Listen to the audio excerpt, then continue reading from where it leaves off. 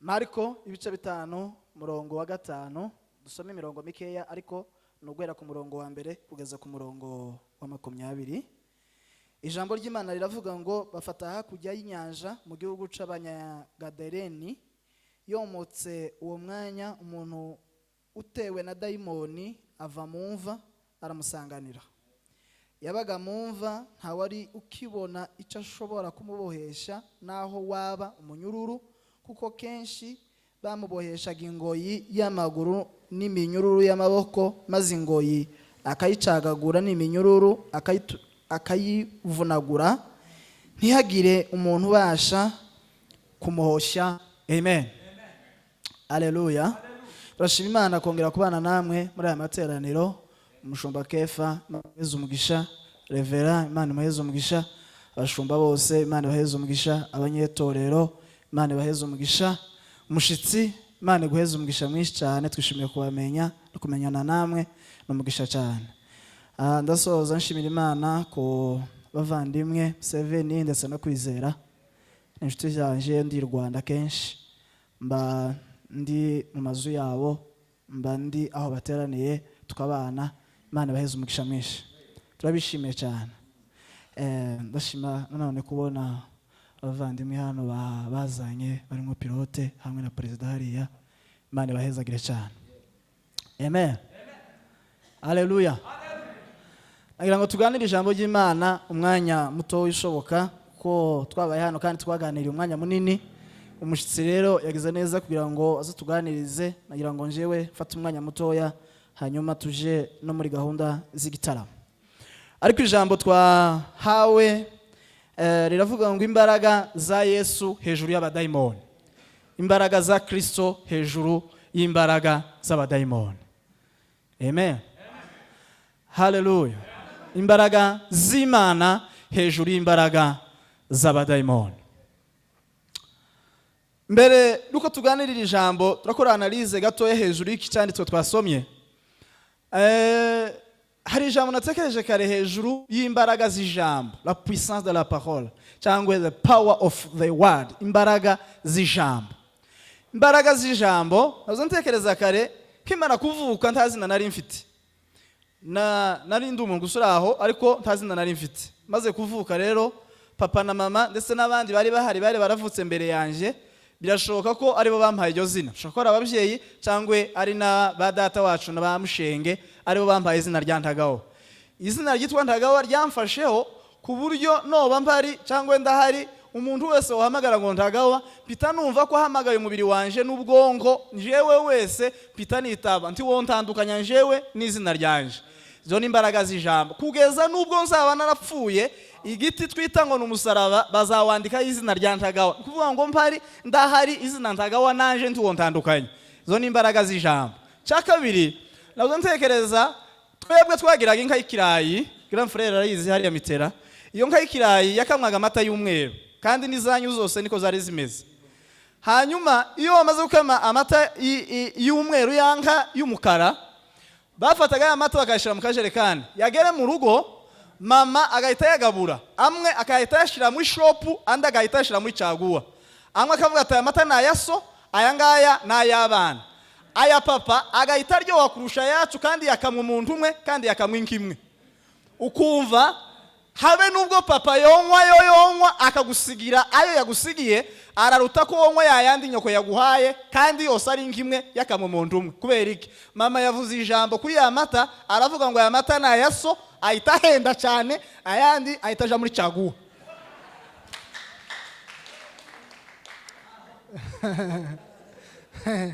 Imbaraga z'ijambo. Haleluya! Imbaraga z'ijambo. Imbaraga z'ijambo. Tugirira Imana gutya.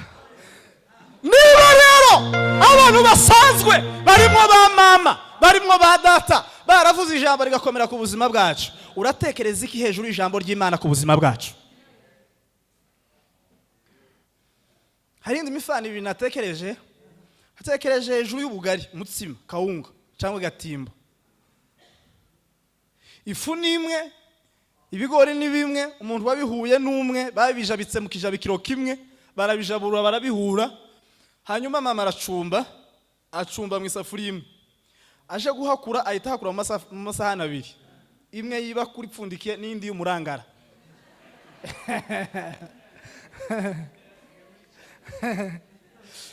Umutsima umwe wacumbwa n'umuntu umwe mu isafuriya imwe waritswe mu nkwi zimwe zacanye, kubera ko mama yavuze ngo uyu mutsima ni uwa mama, uyu mutsima ni uwa papa, uwundi mutsima uba uw'abana. Umwe bawupfundikiza isafuriya bacumbiyemo, uwundi bawupfundikiza umutemeri wayo. Umwana nubwo umutsima wiwe utariweho kandi ari muzima, yo kwifuza ko basangira na papa, kandi bidashobotse yo kwihangana ntarya uwe, akihangana papa akamusigira, akarya uwa papa kubera niwe uryoshe, kubera ijambo mama yawuvuzeho. Imbaraga z'ijambo.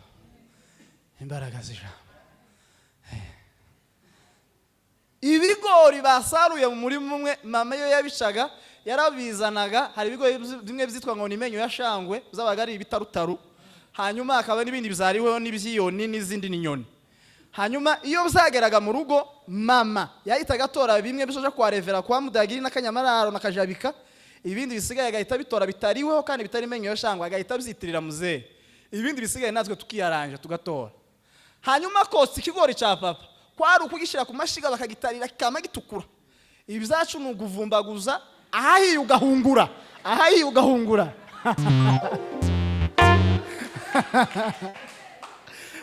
Ahahiye mugahungura. Ikigori cya muzehe cyabaga kiryoshe kurusha ibyanyu. Habe nubwo bobihindura, icyo bari bakwitiriye bakagiheza papa, icyo bari bitiriye papa bakakiguheza, icyawe nico gihora hasi kuruta icyo bahaye umuvyeyi. Imbaraga z'ijambo. Ntabwo duhari kubera ko ubundi twebwe k'abana b'Imana turi ibigori byatorewe Imana isumba byose. Turi ku ruhande, turasa neza, turiho amavuta abisi bifuza umwanya n'umwanya. Kubera iki? Turi abana batorewe Imana isumba byose, twerejwe Imana isumba byose, tumetakaswa kwa damu ya Yesu. Vanwe yabivuze, hari ijambo yavuze ryamfashe, yavuze ngo amaraso ya Yesu ngo niyo atuma Kristo akomeza kuba muri twe, kandi ngo niyo atuma natwe tuguma muri Kristo. Amaraso ya Yesu ni imbaraga zituma Kristo atava muri twe kandi natwe tutava muri we. Amaraso ya Yesu. Imbaraga z'ijambo. Atuye inyuma y'ibihe,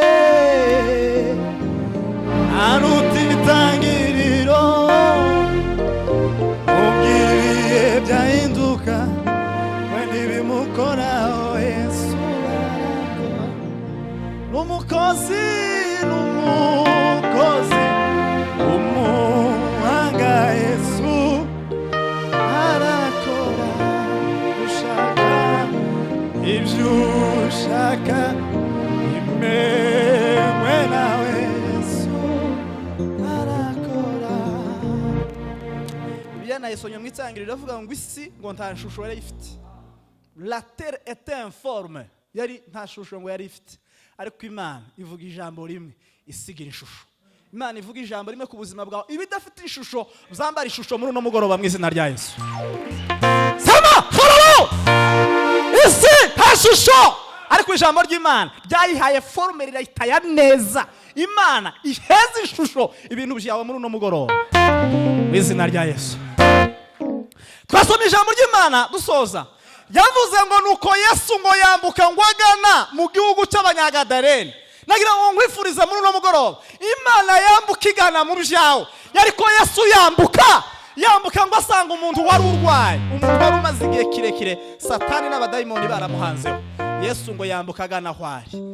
Imana yambuke igane mu byawe bidatunganye, ibitunganye mu izina rya Yesu. Ngo Yesu arahambuka ngo asanga umuntu wari urwaye abadayimoni. Hari ibintu nanditse twicaranye na pasiteri nk'abingahe, hanyuma duhita dusoza tuvuga hejuru imbaraga z'Imana, hejuru abadayimoni. Icambere Bibiliya yavuze ngo Yesu ngo yamusanze ngo yibera mu mva. Kimenyetso cyambere cy'umuntu urwaye abadayimoni, azava mu bantu bazima akaja mu bantu bapfuye.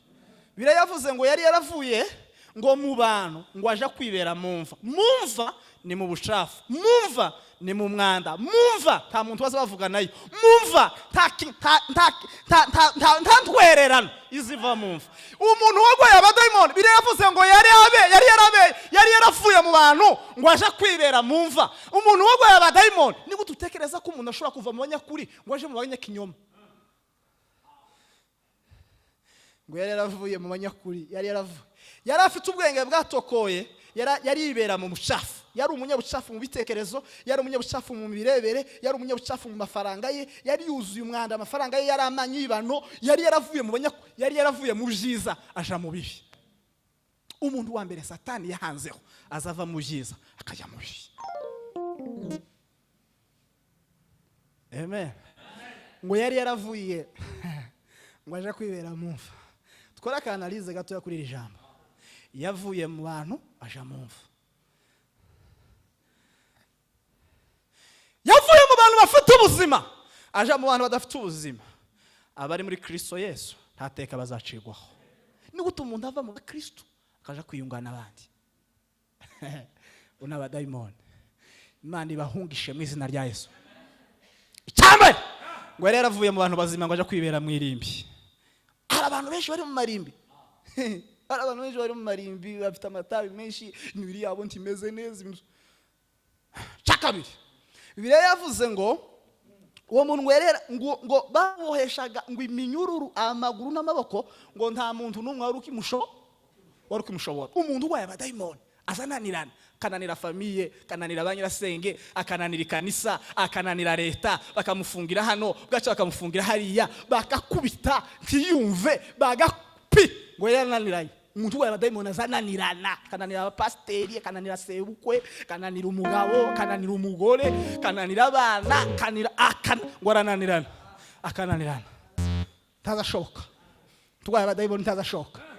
Azaja mu ikorari tashoboka. Yamushira muri babakina mama akananirana. Ahantu hose azamananirana. Yewe wewe nta muntu numwe muzamuhuza. Oya yarananiranye. Abadayimoni bamuhanzeho.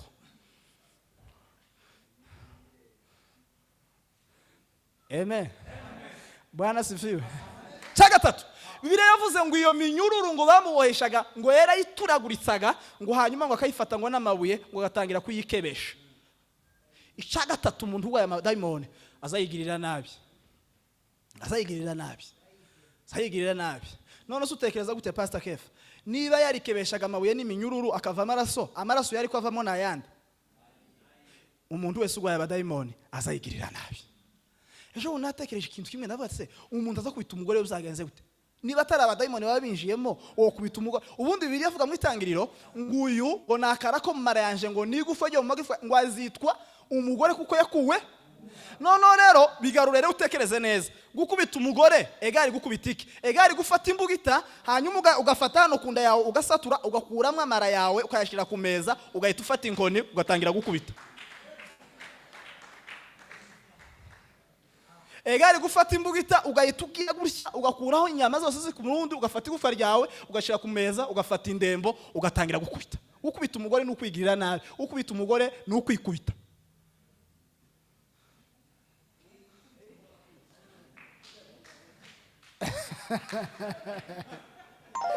Sama halo ngo yigiriraga nabi.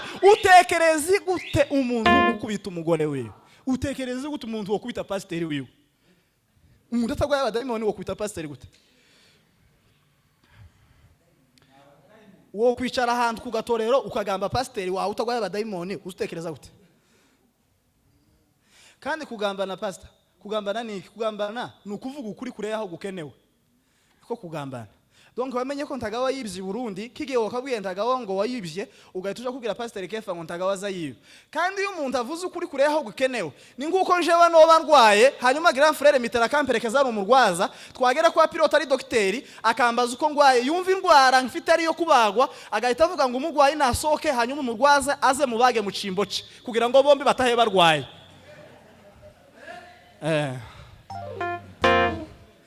Kuvuga ukuri kure yaho gukenewe. Kuvuga ukuri kure yaho gukenewe ni ukubaga umurwaza umurwaya ahari kugira ngo bombi bataye kuri brancard.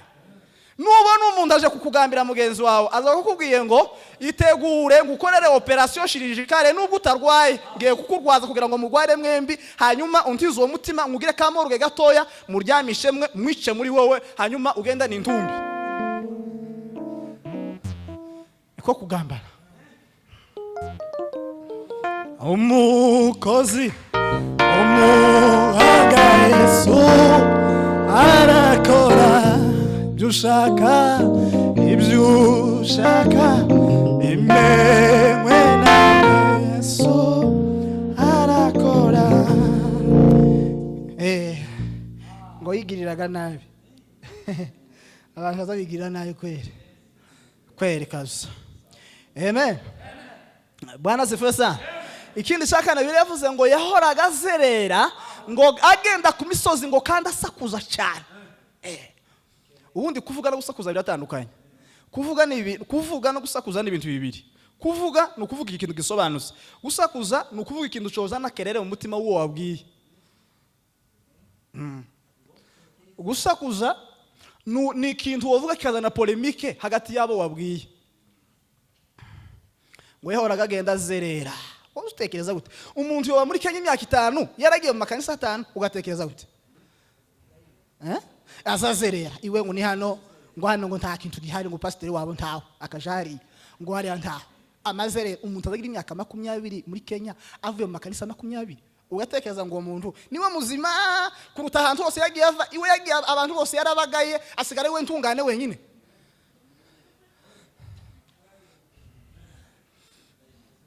Amen. Bwana sifesa.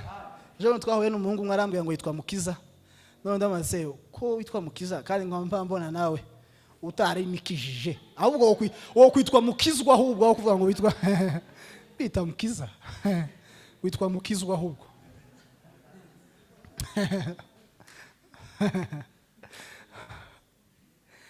Bwana sifesa. Mtsaza Mukiza karamwizo karama azayiba igitenge cy'umudama akakigurisha ngo akanyanga ngo ni Mukiza. Uzobanza ukizwe. Zone kuja ku rugero rwo gukiza abandi. Ngo yarazereraka. Abantu bazerera akabare none akava muri aka akaje muri aka akava muri aka akaje muri aka yarazerereye. Badayimoni bamuhanzeho. Amen. Kine nasomye yavuze ngo Yesu ngo aganya hwari ngo yaramubajije ngo se bimeze bite ngo aramubwira ngo mwana w'Imana ngo tubigendane mute ngo urashaka kunturubuza igihe kitaragera. Ikindi cya gatanu kiranga umuntu gwa abadayimoni azayanga umuzaniye agakiza azayanga umuntu umugira inama.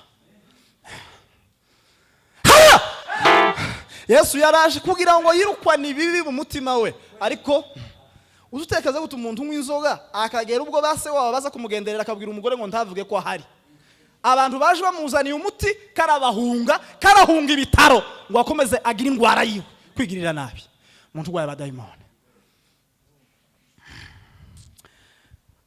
Soza Bibiliya yavuze cya gatandatu ngo Yesu yaramaje ngo se ngo witwa nde ngo aramubwira ngo nitwa ingabo ngo kuko turi benshi cyane. Icya gatandatu tazagenda wenyine abarimwo benshi cyane.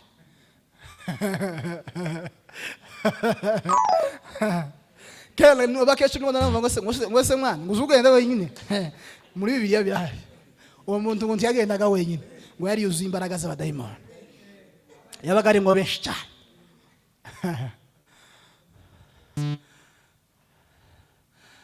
Mvuge ngo amen. Bwana sifiwe sana. Witwa ndi ati nitwa ingabo kuko turi benshi cyane.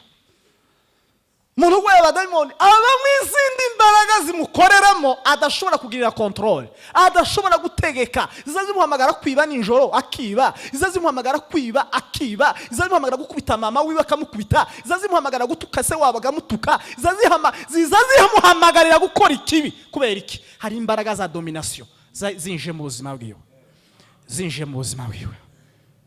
Icyanyuma cyamuranze Bibiliya yavuze ngo Yesu ngo amukuramo abadayimoni ngo aho hari ngo ingurube zigera ku 2,000 ngo abadayimoni binjemo ngo zicunshumukira ku gacuri zose ngo ziroha mu kiyaga. Ikintu cyanyuma kiza kiranga umuntu w'abadayimoni azateza ubukene n'umuryango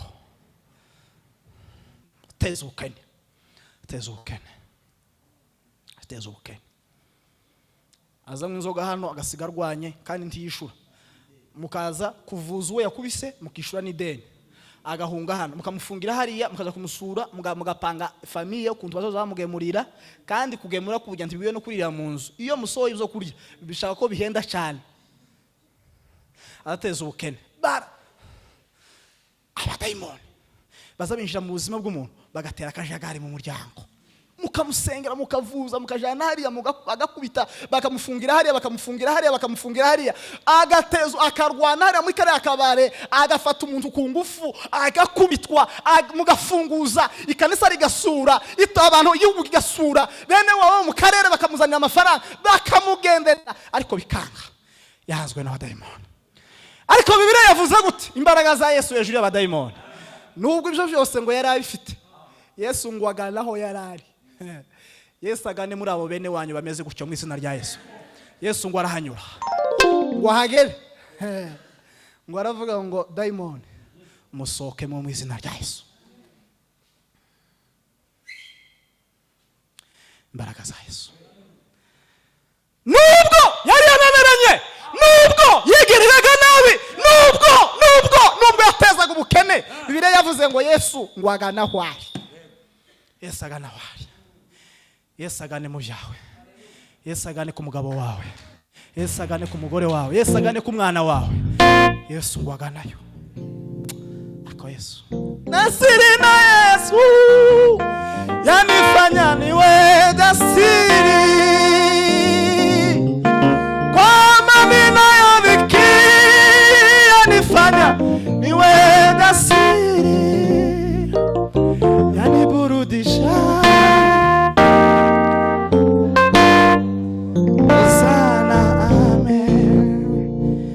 Yesu hageze ibintu yamukoreye. Bibiliya yavuze ngo abungeri bari baraho ngo barazamutse bose, ngo bahamagara abantu bose bari mu mudugudu, ngo bagarutse ngo basanga ikintu cya mbere Yesu ngo yaramwicaje. Yesu yageze mu buzima bw'umuntu aza kwicaza ugatuza, ugategera, ukaja ku birenge bya Yesu, ngo aricara ku birenge bya Yesu. Yesu atangira kumwigisha. Umurimo wa Kristo ni ukwigisha abantu, kwigisha discipline, kwigisha kuba, kwigisha urukundo. Ngo araza icare ku birenge bya Yesu. Tambe Yesu ngo yatumye atuza. Abantu bose barwaye, abantu bose bahanzweho n'indayimoni, iyo Yesu yageze mu buzima bwabo baratuza. Abanywa ibyo byabwenge by'igihe kirekire biza bivamwe ako kanya. Ushize twaganira no gatatu, nariko mbabwira umuntu wari urwaye imyaka 38 ngo yari ku kidendezi, kandi ngo hari uburiri bwahoraga bumuhetse, ategereje ko umumarayika azakinduza mu kidendezi rimwe na rimwe, hanyuma akabona umuntu umukura kuri cya gitanda akamutereramo. Imyaka 38 irashira. Yesu ngo ahageze amubaza ikibazo afite, atangira kumusobanurira, aramubwira ati dore njyamye hano ku gitanda imyaka 38. Icya kabiri ikidendezi kizatsihinduriza rimwe na rimwe, ariko njewe singira umuntu uzunkura hano kugira ngo ntereremo.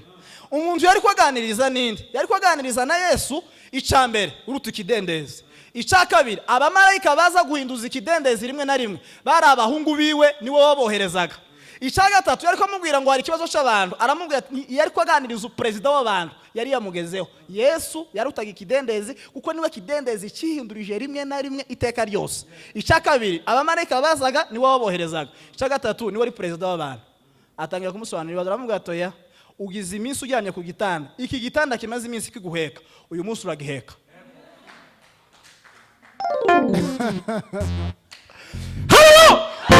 Umaze iminsi gitanda kiguheka, ariko umurimo wanje ni ukugira ngo mpindure ibintu bimaze iminsi biguheka, uyu munsi urabiheka. Uyu munsi mu izina rya Yesu urakagata ibintu bimaze iminsi biguheka, ubiheke mu izina rya Yesu.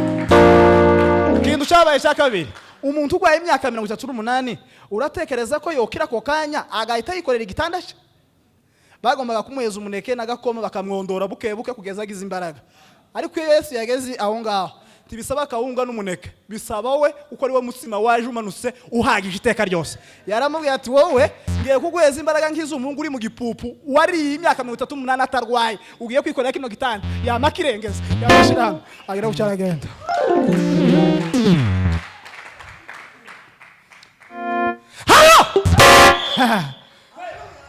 Manukuza ondi we mutima wamenetse nkwiye kurari bawe. Shize igitanda gucya ku mugongo aragiye. Wagere sasa muhana hari ikibazo cyabaye. Baramubwira ati papa ko wikoreye umunsi utari wo kwikorera. Undi kwisabato. Kwisabato ntibyemewe kwikorera. Aramubwira ati se perezida w'isabato niwe wambwiye ngo nikorere. Mwebwe isabato nkuru twahuye nayo. None ko muratekereza ngo ngire gute? Kurakira umunsi utari wo. Uziko abantu baducira imifreje y'imisi tuzokiriraho. Ariko Imana ibinyuranye mu izina rya Yesu ugikwize igihe abantu badatekereza. Sama ha! Nasonye amakuru y'abagabo batatu ngo batawe mu muriro. Ngo batereramo. Ngo bamare kubatereramo bavuga ati muzane intebe twigira hano ku muriro kugira ngo tukomeze twote ariko tureba n'ukuntu bashya neza. Ngo babashizaho. Batsawa muzane intebe hano. Abami bamazunguruka batsawa. Bagiye gushya. Batsante barashe batoye ariko nta kiyo muriro se. Urabafata tu. Abantu muriro ntu wafata abantu. Ngo bitegereza babona mu wundi batatereyemo. Se ko babaye bane. Bati kandi uwakane arasa n'umwana. Namenye ko umuriro bazacanira abana b'Imana. Imana izi udutangamo. Bwana sefiwe. Umuriro wose bacanira abana b'Imana. Mbere yuko abana b'Imana bahushamo. Imana ibaye utanzemo. Ngo barangiza baravuga ati makuremo. Makuremo buzanze n'ubundi umuriro ntufashe. Bakuramo ikintu kinejeje. Yesu ntibamukuyemo kuko sibo bamushizemo. Kubera iki Yesu atamukuyemo? Nukugira ngo imiriro bazocana nyuma ya Meshake na Abedenego bazocanira ntagaho. Uzosanga Yesu akirimo kugira ngo umuriro uzogume wake ariko si. Ku Yesu aracyarimo. Kandi ngababwiza amakuru ukuri kwa Bibiliya. Ntaho Bibiliya Yesu uvuga ngo yarawuzimije. Wakomeje waka ariko umara imbaraga. Ibibazo bizabiza. Yesu akabyicaramo akabimara imbaraga. Abantu bagatekereza ko tugiye gufata ati azofageke bati ni muri no misi mike bitewe n'ikibazo tuzafite. Tarenza none. Bugasha bukongera bugaca nejo bugaca. Nejo bugaca. Ariko buzoca yewe. Bwana sefiwe. Bwana Yesu sefiwe. Yesu ntigeze ava mu muriro. Aracawurimwe mu bibazo byacu. Yesu tumusangammo. Muzahirwa niba batuka bakabakubita bakabafunga babasha babampera muzogira amafye. Umuntu uri bamubeshera bamuhora Yesu azatebeze neza asoneshe costume nziza azobagiza amahirwe. Azobagiza amahirwe. Azobagiza amahirwe.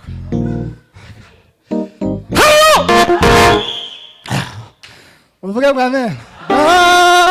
Niragambira umutima we asiye n'ishiki cyari cyose Usiko Daniel ngo bamuzaniye ibyo kurya biterekeshejwe ngo akanga kubirya kandi ahantu yangiye kurira byabyo kurya internet zari zihari ariko communication mu mwuka internet zamenye ko yanze kurya ziravuga ngo kubera ko wanze kurya natwe ntitukurya. Iyo wanze kurya ibishaka kurya nabyo bizabikwanga. Iyo wazize ibyaha indwara nazo zazikuzira. Ati woko wazize wewe ntitakuze twe tuzishowa. Cyatu mutoya natwe cyangwa tutarya. Tugirire Imana gusa yewe. Sama hayo. Tomi Imana yo mwijuru. Isera y'igikundi umwami Nebukadineza rota izozi Babuloni ariko Uwiteka Imana izishurira Mvuga ngo amen. Someka papa twasoje